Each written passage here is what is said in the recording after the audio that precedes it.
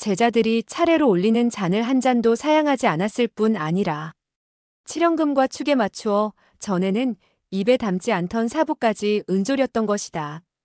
다만 평소와 달라지지 않은 게 있다면 언제나 힘주어 가르쳐 온 충이와 더불어 동문 간의 굳은 결속을 잔치가 파할 때까지 몇 번이고 거듭 당부한 것이었다. 임금과 스승과 아비가 한 가지라면 너희들은 모두 형제이다. 불의와 불충에 빠지는 형제가 있으면 서로 꾸짖어 말리고 나라와 백성을 위해 일어나는 형제가 있으면 서로 힘을 모아 도와줄 것을 잊지 말아라. 결국 친족 유언기가 유비를 위해 한 일은 겨우 몇 푼의 학자금이 아니라 노식의 문화를 중심으로 한 유력한 인맥에 닿게 해준 것이었다. 유비의 앞날을 위해서는 소중한 미천이 되는 인맥이었다. 이튿날 유비는 임지인 여강으로 떠나는 스승 노식을 동문들과 함께 면리나 전송한 뒤 공손찬과도 작별을 했다. 공손찬은 요서까지 갈 마피를 구하러 유주성으로 가고 유비는 정연을 찾아 학업을 잇기 전에 어머니와 친족 유언기를 찾아보기 위해 탁현 누상촌으로 가기 때문에 더는 함께 갈 수가 없었던 것이다. 형님, 이렇게 헤어지면 언제 다시 뵙게 될는지요. 갈림길에 이르러 유비가 주르륵 눈물을 흘리며 공손찬의 소매를 잡았다. 원래 모질지 못한 유비의 감상 탓도 있지만 둘 사이의 정 또한 그에 못지않게 깊었다. 하나는 의지 없는 고아이고 하나는 홀어머니의 외아들로서 다같이 남의 도움으로 학업을 닦게 된 것뿐만 아니라 말수가 적고 자기보다 약한 자에게는 너그러운 성격에 있어서도 둘은 비슷했다. 그 밖에 고리타분한 경악이나 사장에 지나치게 빠져들지 않은 점도 수많은 동문 가운데서 그들 둘이 남달리 가까워진 이유가 되었다. 따라서 나이 차이가 대여섯이 넘고 하나는 관례조차 앞당기고 집을 나선 소년인데 비해 하나는 이미 성혼을 하고 지방 관리를 지낸 경험까지 있는 청년이었음에도 둘은 누구보다도 가까운 사이가 되었다. 나이든 공손찬이 좀 단순하고 직선적인 데 비해 어린 유비 쪽이 오히려 생각이 깊고 우회적인 것이 나이에서 오는 어떤 거리감을 좁혀준 것이었다. 거기다가 사이가 가까워질수록 예를 잃지 않고 손이인 공손찬을 깎듯이 형님으로 모시는 유비의 겸손한 몸가짐도 무뚝뚝한 공손찬의 마음을 움직여 그 무렵 둘 사이는 피를 나눈 형제나 다름없었다. 마음이 굳기로 철석 같다는 공손찬도 그런 유비의 눈물을 보자 역시 눈시울이 불그레해지며 유비의 두 손을 마주 잡았다. 아우, 너무 상심말게. 만난 자는 반드시 헤어지게 되어 있는 법이라면 헤어진 자는 또한 반드시 다시 만나게 되어 있지 않겠나? 뵙고 싶어도 요서 땅은 이곳에서 수백 리 산과 들이 첩첩히 가로막혀 있으니 그렇지만 날랫말로 달리면 하루길일세. 거기다 그곳에는 오한의 좋은 말들이 많으니 아우가 그리울 때는 한달음에 달려오겠네. 학업이나 빨리 끝내고 돌아와 있게. 저도 언제든 형님이 뵙고 싶으면 그리로 달려가겠습니다. 그것도 좋지. 아니, 모든 것이 뜻한 바와 같지 못하면 차라리 그리로 옮겨오게. 그곳은 변방이라 선비며 오한의 무리가 수시로 넘나드는 거친 곳이지만 그만큼 장부의 뜻을 펴볼 만한 곳이기도 하네. 거기다가 이 형이 비록 재주는 없지만 그곳에 약간의 기반은 있네. 자네까지 힘을 합치면 정말 두려울 게 없을 것이네. 새겨 듣겠습니다. 하지만 뒷날 그들이 맺게 될 깊고 오랜 인연에 견주어 보면 그 이별은 기실 잠깐 동안의 나님에 지나지 않았다. 공손찬이 천하를 다투는 싸움에서 불행하게 죽는 날까지 둘은 혈육이나 다를 바 없는 정으로 힘을 합쳐 난세를 헤쳐나가게 된다. 공손찬과 눈물로 헤어진 유비는 서둘러 탁현 누상촌으로 향했다. 노식이 초당을 세운 역수는 탁군 안고현 땅이어서 누상촌까지는 빠른 걸음으로도 해질녘에나 닿을까 말까 한 거리였다. 스승을 배웅하고 공손찬과 헤어지는데 너무 많은 시간을 빼앗겨 벌써 해가 중천에 솟은 때문이었다. 얼마를 가다 보니 제법 넓은 개울 하나가 앞을 가로막았다.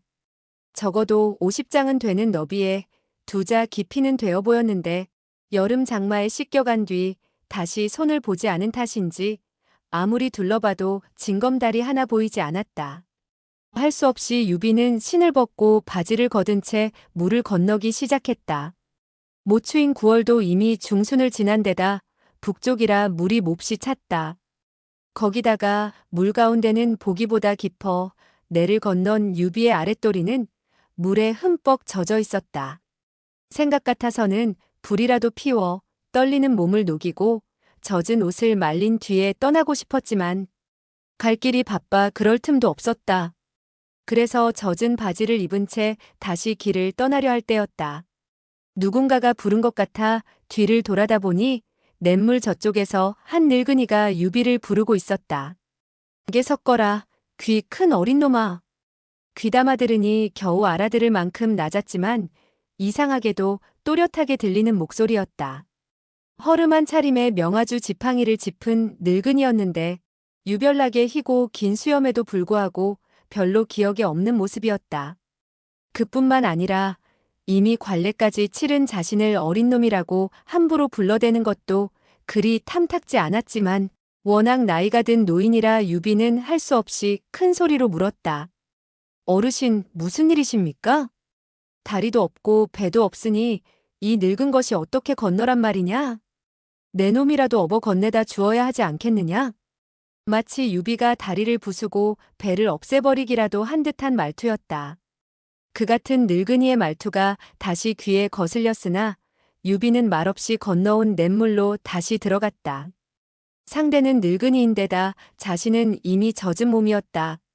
너무도 당당한 그 늙은이의 요구도 예사롭지 않았다. 거기에는 반드시 어떤 까닭이 있을 것 같은 예감이었다. 한 번 젖은 몸이어서인지 물은 한층 더 차갑게 느껴졌다. 그러나 유비는 낯빛도 변하지 않고 건너가 하인이라도 부리고 있는 듯한 그 늙은이를 들쳐업었다. 또래에서는 힘께나 쓰는 유비였지만 개울을 다 건넜을 때는 다리가 후들거릴 지경이었다. 그런데 더욱 기가 막힌 것은 그 늙은이를 개울가에 내려놓은 뒤였다. 이런, 내 정신 좀 보게.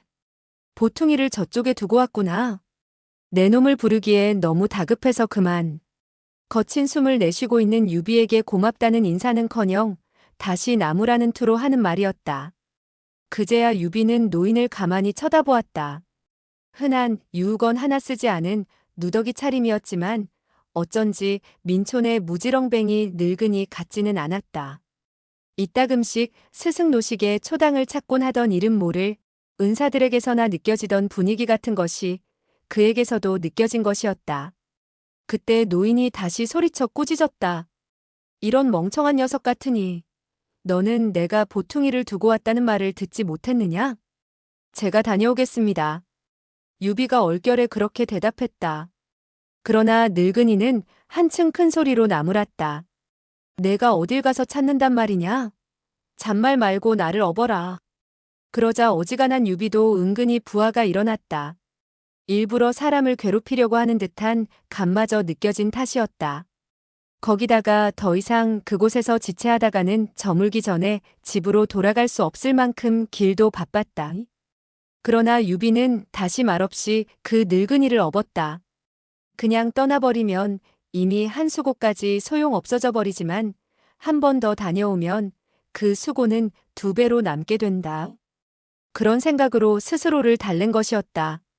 다행히 그 늙은이는 한 번 더 냇물을 건너갔다 오는 것으로 더는 유비를 괴롭히려 들지 않았다.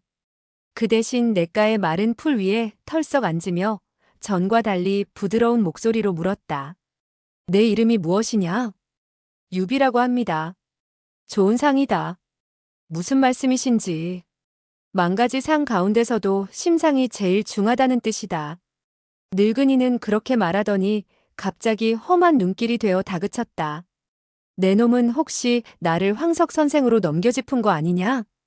그리하여 장자방처럼 천서라도 얻어 걸릴까 하여 내게 이리 인심을 쓴 것이렸다. 물론 유비도 황석공과 장량의 옛일은 들어 알고 있었다. 그러나 황석공이 다리 위에서 2번씩이나 벗어 던진 신을 주워주었다는 장량을 흉내낸 건 결코 아니었다. 유비가 부드럽게 웃으며 받았다. 옛일은 다만 옛일일 따름입니다. 시대가 다르고 사람이 다른데 어찌 같은 일이 되풀이될 수 있겠습니까? 그런데 너는 어째서 두 번째로 나를 업고 건널 생각을 했느냐? 무엇을 바라고 한 번 더 수고로움을 참았더냐? 늙은이가 다시 살피는 눈길로 돌아가 유비를 쏘아보며 물었다. 그제서야 유비도 그 늙은이의 두 눈에서 심상치 않은 것을 알아보고 솔직히 털어놓았다. 잃어버리는 것과 두 배로 늘어나는 차이 때문입니다. 제가 두 번째로 건너기를 마다하게 되면 첫 번째 수고로움마저 값을 잃게 됩니다. 그러나 한 번 더 건너면 앞서의 수고로움도 두 배로 셈쳐받게 되지 않겠습니까? 그 말에 늙은이의 눈에서 한층 강한 빛이 뿜어져 나왔다. 내 나이 올해 몇이냐? 17입니다. 벌써 그걸 알고 있다니 무서운 아이로구나. 네. 그게 바로 개 같은 선비들이 입만 열면 말하는 인의의 본체다. 그걸로 빚을 지면 빚진 자는 10배를 갚고도 아직 모자란다고 생각하며 그걸로 다른 사람을 부리려 들면 그 사람은 목숨을 돌보지 않고 일하게 된다. 나도 내게 빚을 졌으니 호된 갚음을 물어야겠구나. 그런 뜻이 아니옵고. 하나 일러주마. 그걸 쓸 때는 남이 내가 그걸 쓰고 있다는 걸 알게 해서는 안 된다. 그러자 유비가 빙긋이 웃었다. 저는 저 자신도 그걸 잊고자 합니다. 거기까지.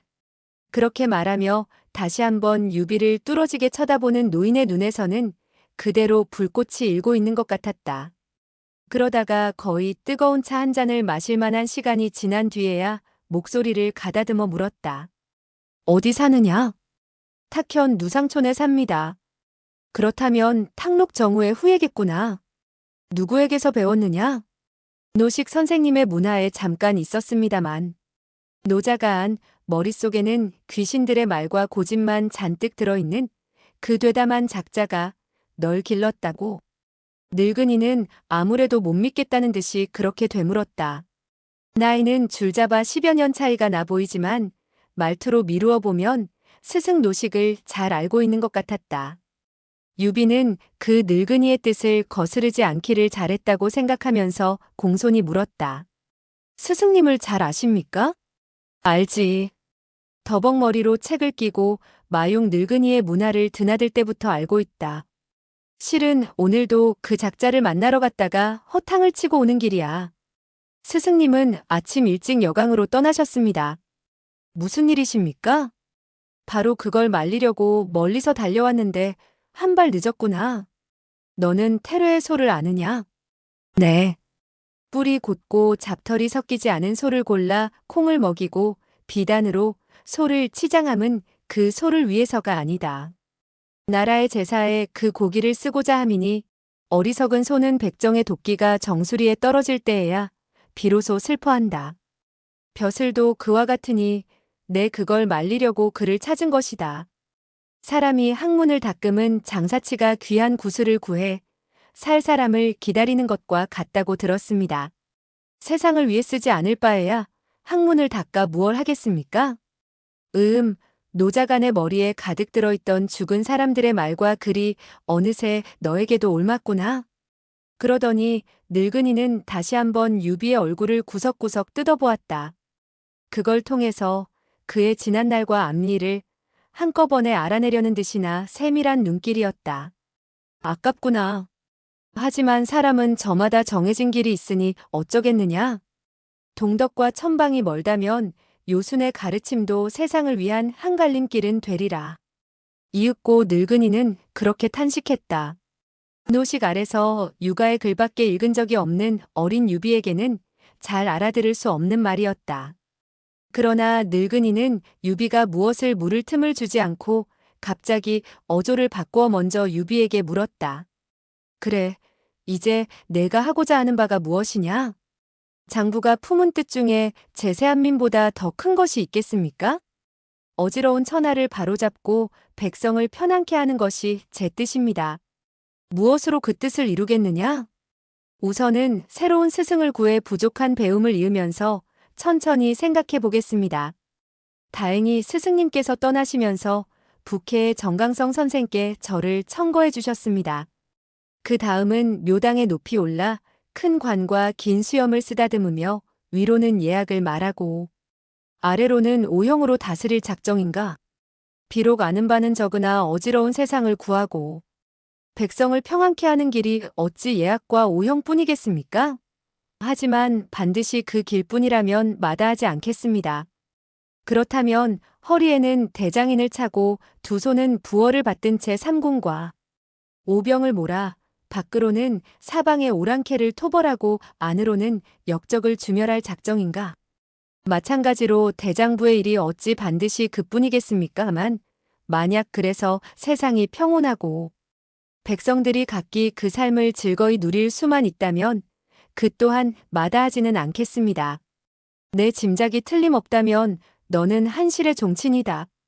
그것은 어떻게 생각하느냐? 우리 한조를 일으키고 키우신 열성의 피가 제 몸에도 흐르고 있음이니 잠시라도 가볍게 여길 수 있겠습니까? 비록 몸은 궁벽한 곳에 영락해 있으나 마음은 금문 안에 있듯 높게 가지라는 어머님의 말씀을 잊지 않고 있습니다. 그런 유비의 말에 어디가 우스운지 갑자기 늙은이가 빙긋 웃었다. 그리고 비로소 자리를 털고 일어나며 말했다. 이제서야 잠시 내 등을 빌린 값을 하게 되었다. 가자. 그 늙은이가 영문을 몰라 얼떨떨한 유비를 데리고 간 곳은 거기서 멀지 않은 마을 입구의 고목 아래였다. 너는 이미 말을 많이 하면 마음이 빈다는 걸 알고 있다. 이제 나도 말을 좀 아껴야겠다. 늙은이는 그렇게 말한 뒤 머리 위에 고목을 가리켰다. 지금 내가 너에게 하려는 말은 이 고목의 몸으로 다하고 있다. 내 마음의 귀로 들어보아라. 그럼 나는 길이 바빠 가봐야겠다. 그 말에 유비는 나무를 한번 올려다볼 겨를도 없이 떠나려는 늙은이에게 물었다. 어르신의 크신 이름은 어떻게 되옵니까? 칡뿌리나 캐고 고사리나 꺾으며 산골에 숨어 사는 늙은이에게 무슨 이름이 있겠느냐? 뒷날 내 스승을 만나거든 그저 상산의 한 나무꽃 늙은이라고 하면 된다. 말을 마친 늙은이는 그대로 휘적휘적 제 갈 길을 떠나갔다. 아직도 미진한 유비가 무엇라고 말하며 뒤따르려 하자 뒤돌아보지도 않은 채 한마디 덧붙였을 뿐이었다. 이 귀 큰 어린 놈아, 셈은 끝났다. 그제야 유비도 따라가 봐야 소용없다는 걸 느끼고 그 늙은이가 가리킨 나무 쪽으로 돌아섰다. 넉넉히 새 아름은 됨직한 나무로 줄잡아 300년은 넘게 보이는 고목이었지만 마을 입구에서는 흔히 볼 수 있는 그런 종류였다. 유비는 약간 실망이 되었으나 아무래도 그 늙은이가 실없는 소리를 한 것 같지는 않아. 찬찬히 그 나무를 살피기 시작했다. 높이 10장쯤 될까. 그러나 너무 늙은 탓인지 높은 곳의 가지들은 이미 말라 죽어 있었고 단풍진 잎이 붙어있는 가지는 아래로 채 절반이 안 되었다. 그러나 자세히 보면 그 가지들도 한결같지는 않았다. 어떤 가지는 이미 반쯤이 검게 썩은 잎들로 지저분했고 어떤 가지는 노랗게 단풍이 든 잎으로 아름다웠다. 고목 줄기에서 뻗은 가지와 뿌리에서 새로 돋은 가지의 차이였다. 하지만 그걸로 그뿐 아무리 올려다보아도 그 늙은이가 그것들을 통해 무엇을 말하려고 하는지는 얼른 짐작이 가지 않았다. 제법 따끈하긴 해도 역시 늦가을 볕이라 그런지 한자리에서 움직이지 않고 서 있자. 유비의 젖은 몸이 차차 떨리기 시작했다. 그러나 유비는 여전히 꼼짝도 않고 서서 그 고목을 응시했다. 마음속으로는 그 늙은이와 나누었던 대화들을 처음부터 차근차근 되새기면서 그렇게 한 식경이나 지났을 무렵이었다. 얼어붙은 듯 서 있던 유비가 갑자기 엄숙한 표정을 지으며 천천히 고개를 끄덕였다.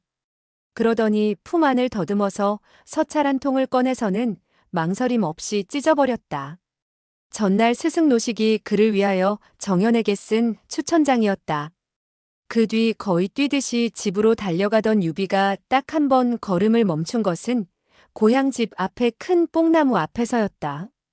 이미 날은 저물었지만 동편에서 뜨는 열아흘의 달빛으로 거무스레하게 드러나는 그 뽕나무는 마치 임금의 행차 때 쓰는 뚜껑 있는 수레와 같은 모양이었다.